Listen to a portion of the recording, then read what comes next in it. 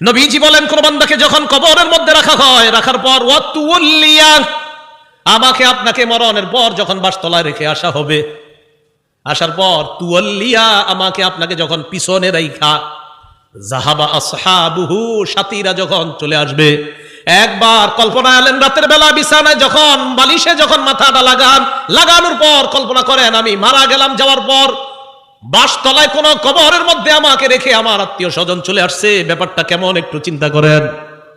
আল্লাহ নবী কয়, কোন ব্যক্তিকে কবরের মধ্যে রাখার পর তুল্লিয়া, কবরটা পিছনে রেখা যাবা আসহাবুহু, যখন তার সাথীরা চলে আসে, বাবা চলে আসে, ভাই চলে আসে, সন্তানরা চলে আসে, আত্মীয় স্বজন সবাই চলে আসে, আল্লাহ নবী বলেন বেশি দূর যায় না, হাত্তা ইন্নাহু লা ইয়াসমাউ কুরআনি আলিহিম, আমরা যে হাইটা হাইটা আসি, আমাদের হাঁটার পায়ের জুতার আওয়াজগুলা ওই কবরবাসী শুনতে পায়।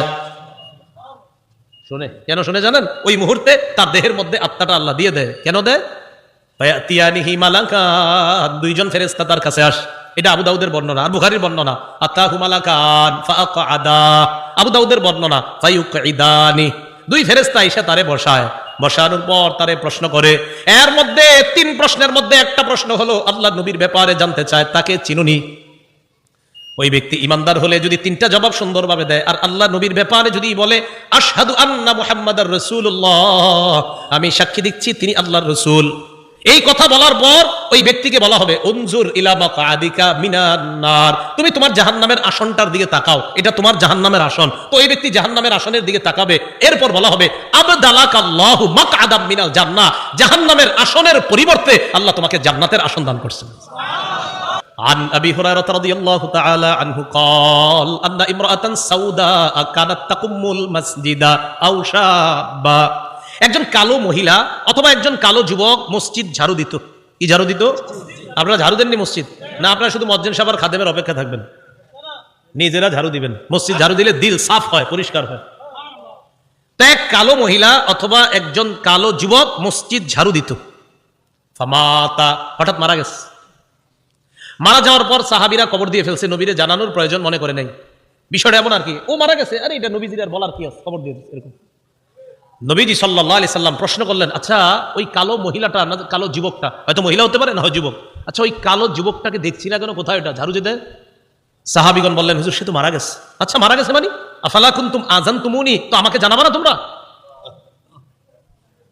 হাদিসের মধ্যে আছে কান্নাহুম সাগগারু আমরাহা আও আমরা, সাহাবীরা বিষয়টা হালকা মনে করছে, তাই নবীরে জানায় না যে হুজুর একজন মারা গেছে, ঝাড়ু দিত, কবর দিয়েছে।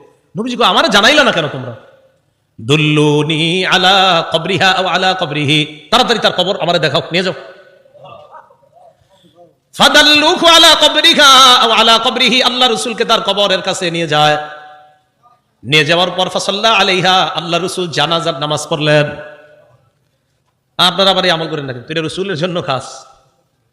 জানাজার নামাজ পড়ার পর আল্লাহ নবী বললেন, ইন্না হাদিহিল কুবুর মামলুআতুন যুলমান আলা আহলিহা, আল্লাহ নবী বললেন এই কবরগুলা অন্ধকারে পরিপূর্ণ। নবীজি বললেন এই কবরগুলা অন্ধকারে পরিপূর্ণ।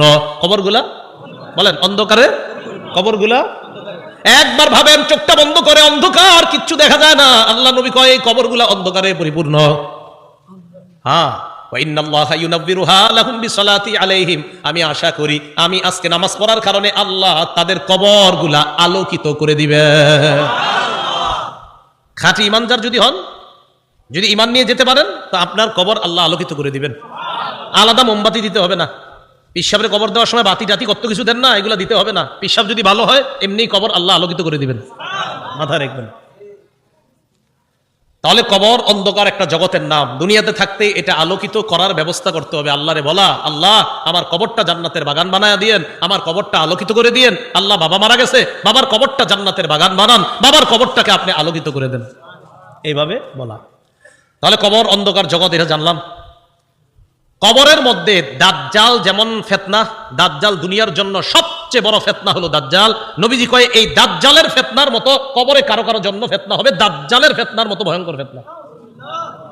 মুসলিম শরীফের বর্ণনা আছে, মা বাইনা খালকি আদম ইলা কিয়ামিস সাআ খালকুন আকবারু মিনাদ দাজ্জাল, আদম নবী থেকে কিয়ামত পর্যন্ত যত সৃষ্টি আছে এর মাঝে সবচেয়ে ভয়ঙ্কর সৃষ্টি হলো দাজ্জাল। দাজ্জাল নবীজি কয় কারো কারো কবরের অবস্থা হবে এই দাজ্জালের ফিতনার মতো।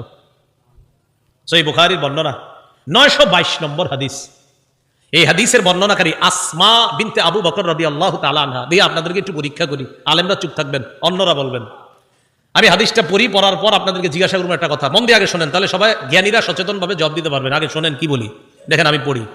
আন আসমা বিনতি আবি বকর সিদ্দিক রাদিয়াল্লাহু তাআলা আনহা ক্বালাত দাখালতু আলা আয়েশা। অনুবাদটা শোনেন। আবু বকর সিদ্দিক রাদিয়াল্লাহু তাআলা আনহুর কন্যা আসমা বলেন, আমি আয়েশা সিদ্দিকার কাছে প্রবেশ করলাম। আবু বকর সিদ্দিকের কন্যা আসমা বলেন, আমি আয়েশা সিদ্দিকার কাছে প্রবেশ করলাম। আলেম ছাড়া অন্যরা বলেন তো আসমা আর আয়েশা সম্পর্কে কি হয়? মাশাআল্লাহ, কি হয়? কারণ আবু বকর আয়েশা রাদিয়াল্লাহু তাআলা আনহার পিতার নাম কি? আবার আসমা রাদিয়াল্লাহু তাআলা আনহার পিতার নামও মাশাআল্লাহ। এই আসমা রাদিয়াল্লাহু তাআলা আনহা বলেন, আমি আমার বোন নবীর বিবি আয়েশা সিদ্দিকার কাছে গেলাম। যাওয়ার পর দেখি ওয়ান্নাস ইউসাল্লুন, গিয়ে দেখি মানুষ নামাজ পড়ে। আমি আয়েশাকে প্রশ্ন করলাম, মা শাআনুন নাস, আয়েশা মানুষের কি হয়েছে, নামাজ পড়ে কেন? ফাআশারাত বিরাসিহা ইলাস সামা, আম্মা জান আয়েশা মাথা দিয়ে আসমানের দিকে ইশারা করলেন, এমনি ইশারা করলেন, মুখে কিছু কয় না। তো আসমা রাদিয়াল্লাহু তাআলা আনহা বলেন, আয়াতুন, কোন নিদর্শন দেখা গেছে আসমানে? আয়েশা রাদিয়াল্লাহু তাআলা আনহা বলেন, হ্যাঁ আসমানে একটা নিদর্শন দেখা গেছে। কি নিদর্শন? অন্য হাদিস দ্বারা বোঝা যায় সূর্য গ্রহণ লাগছে। কি লাগছে? সূর্য। তাই নবীজি নামাজ পড়তেছে। তো আসমা রাদিয়াল্লাহু তাআলা আনহা বলেন, আমরা যারা নারীরা ছিলাম আমরা একদম পিছনে, সবাই ওখানে আস। নবীজি নামাজটা এত লম্বা করলেন, ফাতালা রাসূলুল্লাহ সাল্লাল্লাহু আলাইহি সাল্লাম, নবীজি নামাজ এত দীর্ঘ করলেন, হাত্তা তাজাল্লানিল গাশিয়ু, আমি বেহুশ হয়ে গেছি। আচ্ছা কি পরিমাণ লম্বা হইলে একজন মানুষ বেহুশ হয়ে যায় বলেন? ওয়াইলা জাম্বি তিরবা, আমার পাশে একটা পাত্র ছিল, ফিহা মা, এটার মধ্যে পানি ছিল। ফাজালতু আসুব্বু বিনহা আলা রাসি, আমি এই পাত্র থেকে পানি নিয়ে আমার মাথায় ঢালা শুরু করলাম। এত পরিমাণ আমার মাথা গরম হয়ে বেহুশের কাছাকাছি চলে গেছে। নামাজ কি পরিমাণ লম্বা হয়েছে আল্লাহ জানে। তো আসমা রাদিয়াল্লাহু তাআলা আনহা বলেন, এক পর্যায়ে ফালাম্মান সরাফা রাসূলুল্লাহ সাল্লাল্লাহু আলাইহি ওয়াসাল্লাম হাত্তা তাজাল্লাতিশ শামস, নবীজি নামাজ শেষ করছে, ইতিমধ্যে সূর্য স্বাভাবিক হয়ে গেছে, সূর্য ঠিক হয়ে গেছে।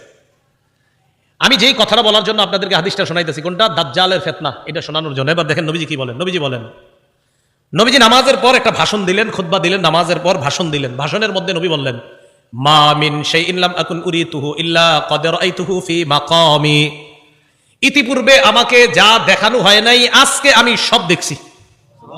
এই নামাজের মধ্যে আমি সব, নামাজটা কি শর্ট ছিল না লম্বা? নবীজি বলেন, ইতিপূর্বে আমাকে এমন যা কিছু দেখানো হয় না আজকে আমি সব দেখছি। শেষে কি কয় জানেন? হাত্তাল জান্নাহ ওয়ান নার, জান্নাত জাহান্নামও দেখছি। আরেকটা বর্ণনা আছে, সূর্যগ্রহণের নামাজে নবীজি দাঁড়াইছে না, আমার দিকে তাকান, সামনের কাতারের সাহাবী যারা, তারা তাকায় দেখে নবীজি নামাজের মধ্যে হঠাৎ এমন করছে, যে এমন করছে এভাবে।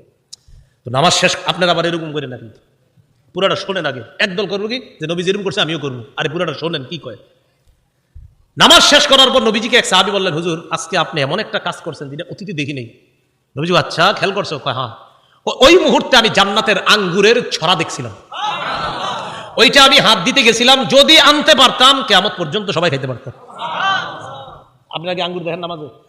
দেখলেন না দিবেন, দেন না তো, এই জন্য আমল করতে চান না। রাসূলুল্লাহ সাল্লাল্লাহু আলাইহি সাল্লাম বলেন, মা মিন শাইইন লাম আকুন উরিতুহু ইল্লা ক্বাদ রাআইতুহু ফি মাকামি, ইতিপূর্বে আমাকে যা দেখানো হয় নাই আজকে আমি সব দেখলাম। হাত্তাল জান্নাহ ওয়ান নার, জান্নাত জাহান্নাম আমি দেখলাম।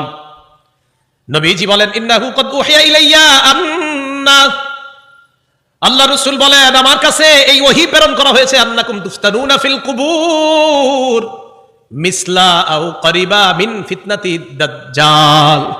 আল্লাহ নবী বলেন আমার কাছে এই ওহী দেওয়া হয়েছে, তোমরা কবরের মধ্যে অনেক এমন ফিতনার মধ্যে পড়বা যেই ফিতনাটা হবে দাজ্জালের ফিতনার মতো ফিতনা। বলেন নাউযুবিল্লাহ।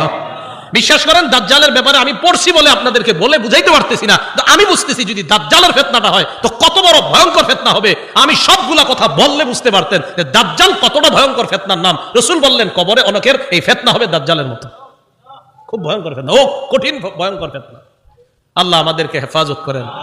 তো আল্লাহ কয় এই কবর পর্যন্ত তোমার সম্পদের প্রতিযোগিতা চলে, যেই কবরে এই অবস্থা হবে আর তোমরা সম্পদ নিয়ে ব্যস্ত আছো।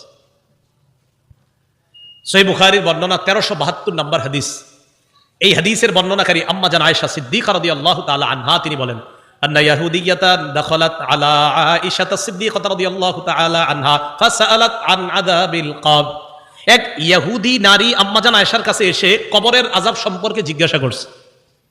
আম্মাজান আয়েশা সিদ্দিকা রাদিয়াল্লাহু তাআলা আনহা জবাব দিলেন, আযাকিল্লাহু মিন আযাবিল কবর, আল্লাহ তোমারে কবরের আযাব থেকে হেফাজত করুক। এটা আম্মাজান বইলা নবীজির কাছে গেছে। ফাসাআলাত আয়েশা রাসূলুল্লাহ সাল্লাল্লাহু আলাইহি ওয়াসাল্লাম আন আযাবিল কবর, আম্মাজান আয়েশা আল্লাহ রাসূলকে কবরের আযাব সম্পর্কে জিজ্ঞাসা করলেন। আল্লাহ নবী জবাব দিলেন, আযাবুল কবর, কবরের আযাব সত্য। বলেন কবরের আযাব সত্য। তাহলে কবরের আযাব কি বলেন তো? সত্য। এটা নবীজি জানায়া দিলেন তার বিবিকে। সহিহ বুখারীর 1338 নম্বর হাদিস। এই হাদিসের মধ্যে আসছে, ক্বালা রাসূলুল্লাহ সাল্লাল্লাহু আলাইহি ওয়াসাল্লাম, আল আবদু ইযা উদিআ ফি কবরিহি, নবীজি বলেন কোন বান্দাকে যখন কবরের মধ্যে রাখা হয়, রাখার পর ওয়াতুল্লিয়া, আমাকে আপনাকে মরণের পর যখন বাসতলায় রেখে আসা হবে, আসার পর তুয়াল্লিয়া, আমাকে আপনাকে যখন পিছনে রাইখা, যাহাবা আসহাবুহু, সাথীরা যখন চলে আসবে। একবার কল্পনা আলেন রাতের বেলা বিছানায় যখন বালিশে যখন মাথাটা লাগানোর পর কল্পনা করেন আমি মারা গেলাম, যাওয়ার পর বাসতলায় কোন কবরের মধ্যে আমাকে রেখে আমার আত্মীয় স্বজন চলে আসছে, ব্যাপারটা কেমন একটু চিন্তা করেন। আল্লাহ নবী কয় কোন ব্যক্তিকে কবরের মধ্যে রাখার পর তুয়াল্লিয়া, কবরটা পিছনে রাইখা, যাহাবা আসহাবুহু, যখন তার সাথীরা চলে আসে, বাবা চলে আসে, ভাই চলে আসে, সন্তানরা চলে আসে, আত্মীয় স্বজন সবাই চলে আসে, আল্লাহ নবী বলেন বেশি দূর যায় না, হাত্তা ইন্নাহু লা ইয়াসমাউ কুরআনি আলিহিম, আমরা যে হাইটা হাইটা আসি, আমাদের হাঁটার পায়ের জুতার আওয়াজগুলা ওই কবরবাসী শুনতে পায়।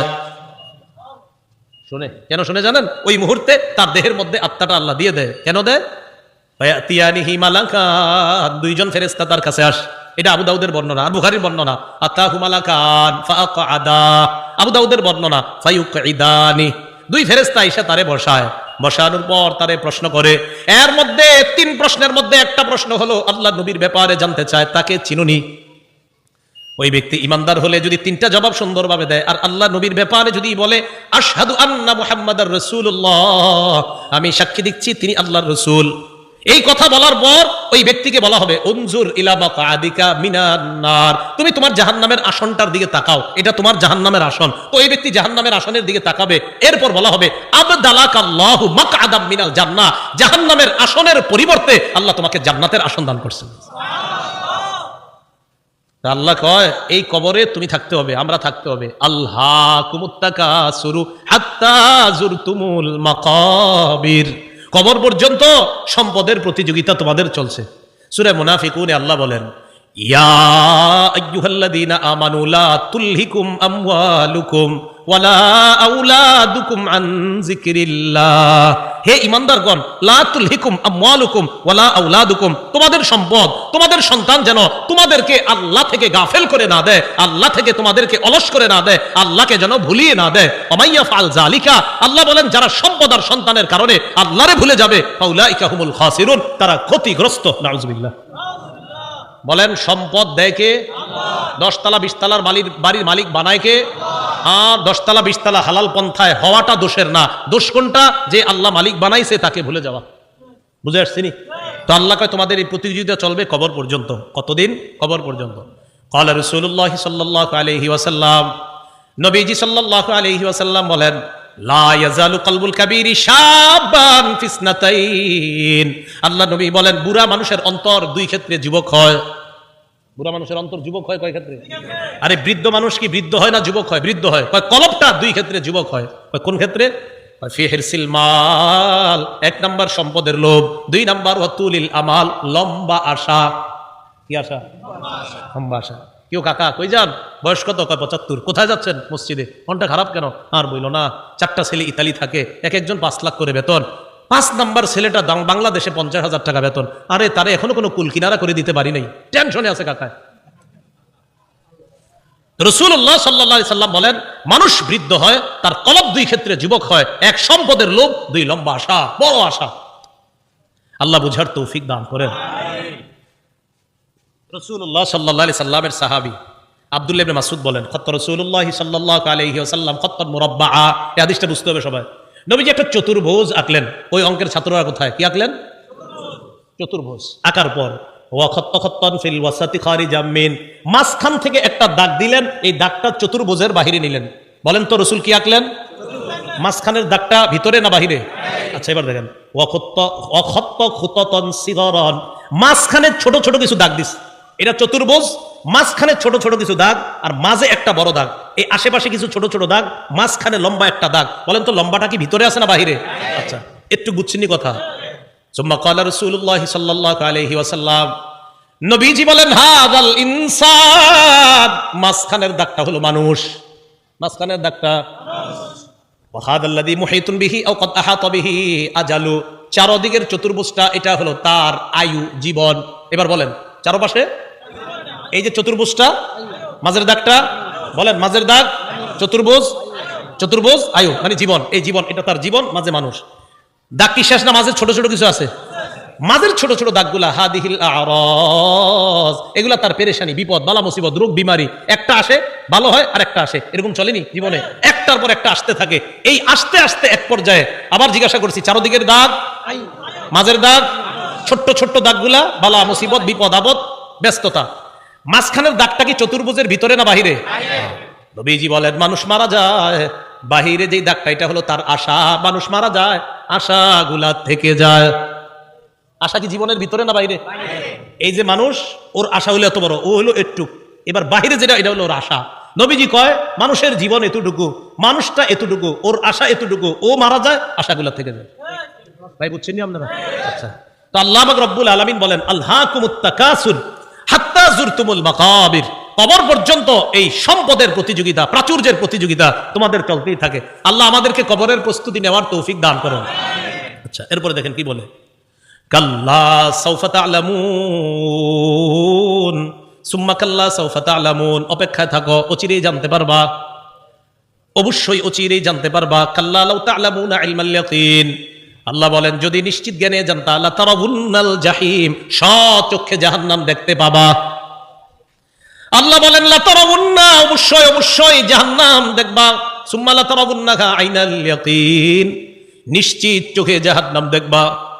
এরপর আল্লাহ বলেন সুম্মা লা তুসআলুন্না ইয়াউমা ইযিন আনিন নাঈম, এরপর তোমাদেরকে নিয়ামত সম্পর্কে জিজ্ঞাসা করা হবে। আল্লাহ বলেন অবশ্যই অবশ্যই তোমাদেরকে প্রতিটা নিয়ামতের কথা জিজ্ঞাসা করা হবে, আঙ্গুল, চোখ, কান, নাক, হাত, পা, প্রত্যেকটা অঙ্গের ব্যাপারে জিজ্ঞাসা করা হবে। ইন্নাস সামআ ওয়াল বাসারা ওয়াল ফুআদা, আল্লাহ বলেন কান শ্রবণ শক্তি, ওয়াল বাসার দৃষ্টি শক্তি, ওয়াল ফুআদা অন্তঃকরণ, সবগুলাকে কাঠগড়ায় দাঁড়াতে হবে, সবগুলাকে জিজ্ঞাসা করা হবে। এগুলার ব্যাপারে তোমাকে কাঠগড়ায় দাঁড়াতে হবে, তোমাকে জিজ্ঞাসা করা হবে সঠিকভাবে এগুলা খরচ করছো কিনা। এবার একটা হাদিস শুনেন, বলেন তো নিয়ামতের ব্যাপারে জিজ্ঞাসা করা হবে কিনা? আজকে রাতে ভাত খাইছে, খাবার, রাতের খাবার কারা কারা খাইছেন হাত তোলেন। অন্যরা খান নাই রাতের খাবার? মাশাআল্লাহ, খাবেন ইনশাআল্লাহ নাকি? দুপুরের খাবার কারা কারা খাইছেন? ঠিক আছে, হাত নামান, বাস একটা হইল হইছে। এবার হাদিস শুনেন, মুসলিম শরীফের 4208 নম্বর হাদিস, আবু হুরায়রা রাদিয়াল্লাহু তাআলা আনহুর বর্ণনা, তিনি বলেন খরাজা রাসূলুল্লাহ সাল্লাল্লাহু আলাইহি ওয়াসাল্লাম যাতা ইয়াউমিন আও যাতা লাইলা, একদিন রাতে অথবা দিনে রাসূল বাসা থেকে বের হলেন। কোথা থেকে বের হইছে? রাতে বা দিনে। বের হওয়ার পর আসছে, আয়েশা দেখে ফাইদা হুয়া বিআবি বকরিন ওয়া উমর, নবীজি দেখে আবু বকর উমর বসা। আবু হুরায়রা রাদিয়াল্লাহু তাআলা আনহু বলেন নবীজি বাসা থেকে বের হয়েছে, বের হয়ে দেখে আবু বকর উমরও বসা। এই হাদিসটা একটু মন দিয়ে সবাই শুনেন আর নিজেদের জীবনটা একটু চিন্তা করেন। নবীজি তাদের দুইজনকে প্রশ্ন করলেন, আবু বকর এবং ওমর, এই দুই সাহাবী, বিখ্যাত দুই সাহাবীকে প্রশ্ন করলেন, আচ্ছা তোমরা এইখানে এই মুহূর্তে কেন? মা আখরাজাকুমা ফি হাদিহিস সাআ, এই সময়ে তোমরা এখানে কেন? অসময়ে মানে এই সময় মানে অসময়ে, আরে এই সময় তোমরা এখানে কেন? এই হাদিস দ্বারা বোঝা যায় সাধারণত যেই সময় মানুষ ঘর থেকে বেশি একটা বের হয় না, ওই সময়ে নবীও বের হইলেন, আবু বকরও বের হইছে, ওমরও বের হইছে। নবী বের না হইলে জিজ্ঞাসা করে কেন? আবু বকর ওমর জবাব দিলেন, আহারে কি জবাব দেয় দেখেন, ক্বালাল জুউ ইয়া রাসূলুল্লাহ, হুজুর খিদা লাগছে, ক্ষুধার কারণে বের হইছে। সম্পদ সব ছেড়ে এসে মক্কায় নবীর সাথে চলে এসে মদিনায়। নবীজি যে জবাবটা দিলেন, আল্লাহ নবী বললেন আল্লাযী নাফসি বিয়াদিহি আখরাজানিল্লাযী আখরাজাকুমা। আবু বকর ওমরকে আল্লাহ নবী বলেন, আল্লাহর কসম আবু বকর ওমর, তোমরা যে ক্ষুধার কারণে বের হয়েছ, আমিও ক্ষুধার কারণে বের হইছি।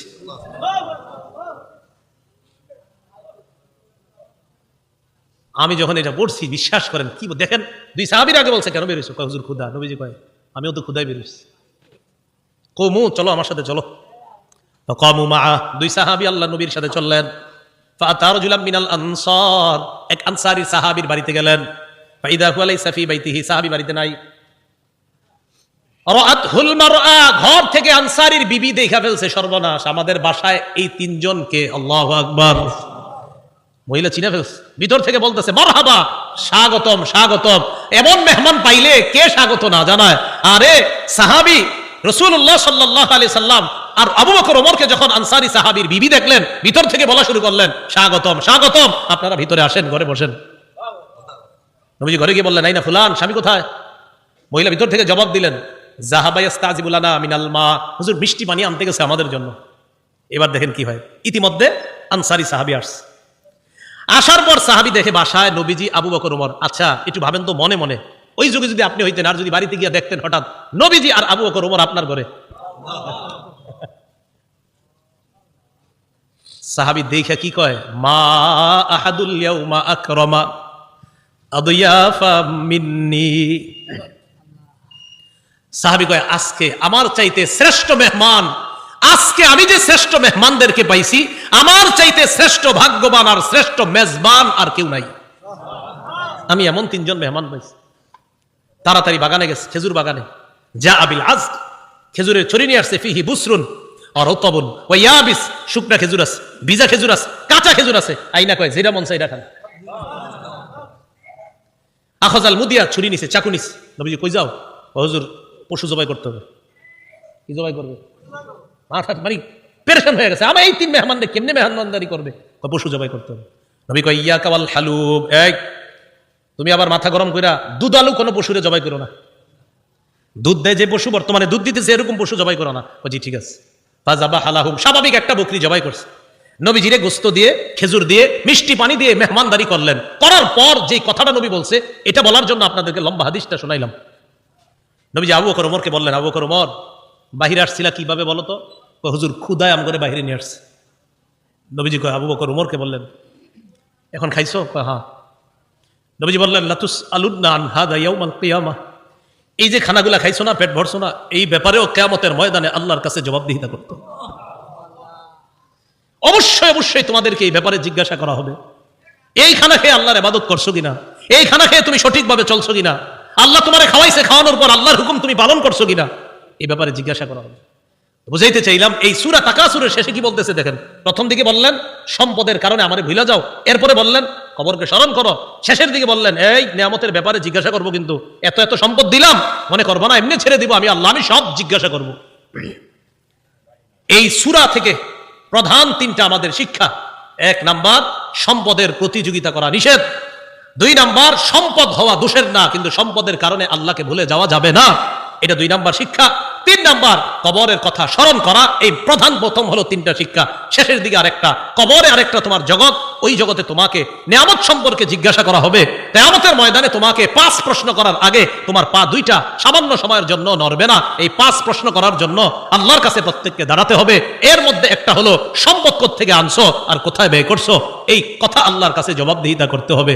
আল্লাহ পাক রব্বুল আলামিন আমাদের সকলকে কবরের প্রস্তুতি নিয়ে দুনিয়া থেকে যেন আমরা যেতে পারি, আল্লাহ তৌফিক দান করেন। আমিন। ওয়া আখিরু দাওয়ানা আনিল হামদুলিল্লাহি রাব্বিল আলামিন।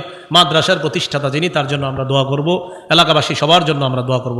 আল্লাহুম্মা সাল্লি আলা মুহাম্মাদি ওয়া আলা আলি মুহাম্মাদ কামা সাল্লাইতা আলা ইব্রাহিম ওয়া আলা আলি ইব্রাহিম ইন্নাকা হামিদুম মাজিদ।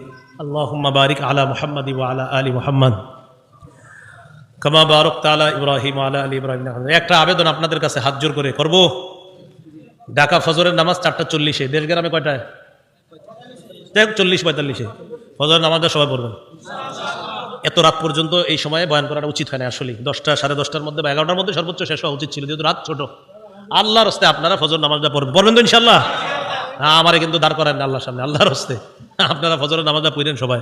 এই মাহফিল একটু বেশি হয়ে রাত হয়ে যাওয়ার কারণে যেন এই কথা আল্লাহর কাছে বলতে না হয় যে আল্লাহ মাহফিল এত রাত হইল কেন, এর লেগে আমি ফজর করি নাকি। আল্লাহর হস্তে আপনারা সবাই ফজরটা পড়েন। জি। আল্লাহুম্মা সাল্লি আলা মুহাম্মাদি ওয়া আলা আলি মুহাম্মাদ কামা সাল্লাইতা আলা ইব্রাহিম ওয়া আলা আলি ইব্রাহিম ইন্নাকা হামিদুম মাজিদ। আল্লাহুম্মা বারিক আলা